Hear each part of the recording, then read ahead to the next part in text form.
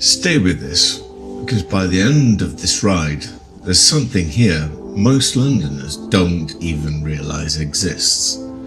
Something you can stand in, look through, and see the whole city differently. But first, you've got to go around the park. There's a certain kind of quiet in London that isn't actually quiet. It's more like someone's taken the city and just nudged the volume down slightly. You can hear it just softened. A plane heading west, the low hum of tyres, wind in the trees that were already old when London was half the size that it is now.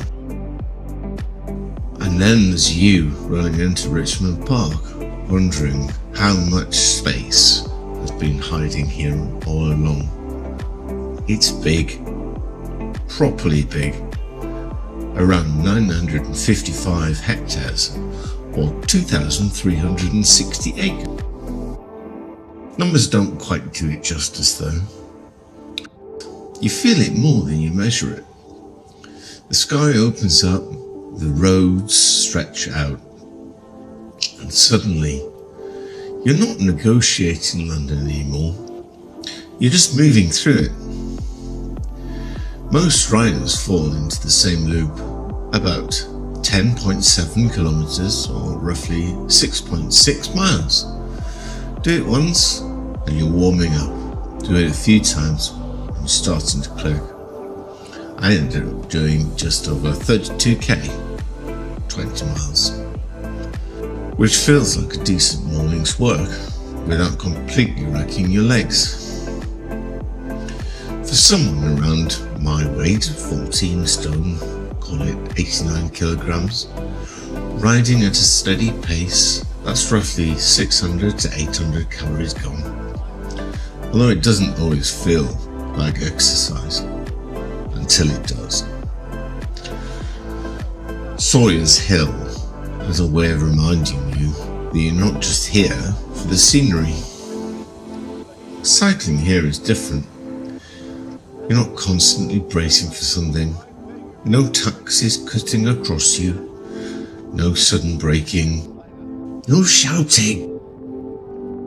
You can actually look around, which is slightly risky because you'll inevitably drift mid-lane while staring at deer like you've never seen them before.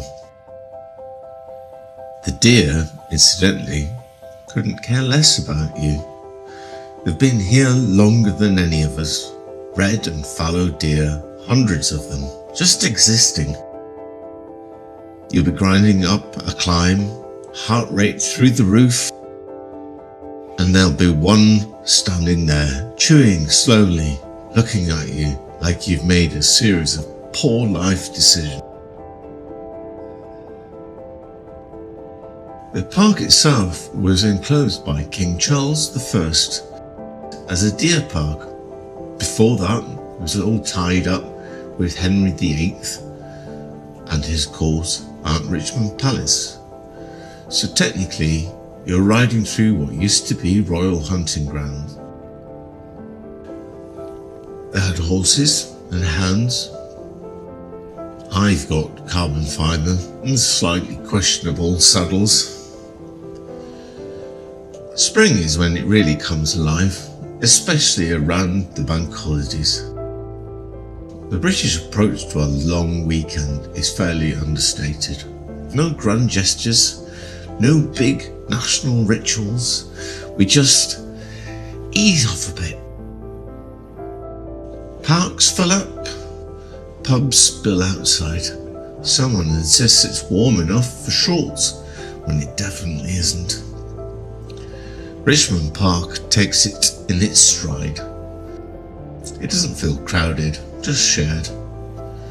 Early riders chasing a bit of quiet, families setting up slightly chaotic picnics, runners who look incredibly focused or like they're reconsidering everything.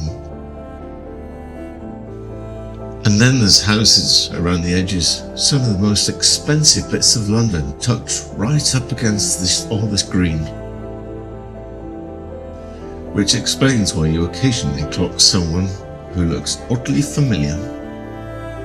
People like Tom Hardy, Sir David Attenborough and Mick Jagger all live nearby. You could be halfway up the climb, sweating, slightly regretting your life choices, and pass someone who's been in 3 films that you've seen, both of you politely pretending not to notice.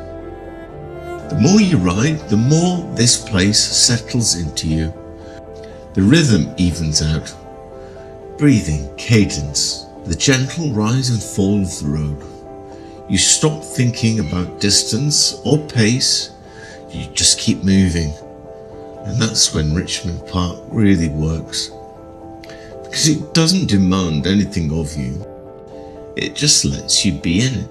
Eventually you start heading towards the edge, towards one of the highest points.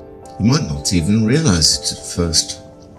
But just another gentle climb, another stretch of road. But this is the bit I mentioned at the start, because hidden up here is something called King Henry's Mound. It looks like nothing, just a slightly raised patch of ground, easy to ride past if you're not paying attention, but if you stop, get off the bike and stand in exactly the right spot, there's a protected view, a narrow line carefully preserved for centuries. And if the light's right and the trees behave themselves, you can see the dome of St Paul's Cathedral nearly 16 kilometres away, or about 10 miles in old school measurements, perfectly framed. That view has been protected since the early 18th century. No building is allowed to interrupt it, not one. In a city that never stops building, there's this one line that has to remain clear. So as you stand there, slightly out of breath, looking through a gap in the trees at the centre of London, and it hits you. You've just cycled through what feels like countryside, past deer that don't acknowledge you, through land shaped by kings, alongside houses owned by film stars, and ended up staring straight at one of the most recognisable landmarks in the world, all without ever leaving London. That's the thing most people don't realise. Not how big the park is, not how many calories you've burned, but that a city like this still makes room for something so precise, so deliberate, and so quietly brilliant, and a single protected line of sight, held in place for over 300 years, and all you had to do was ride your bike to find it.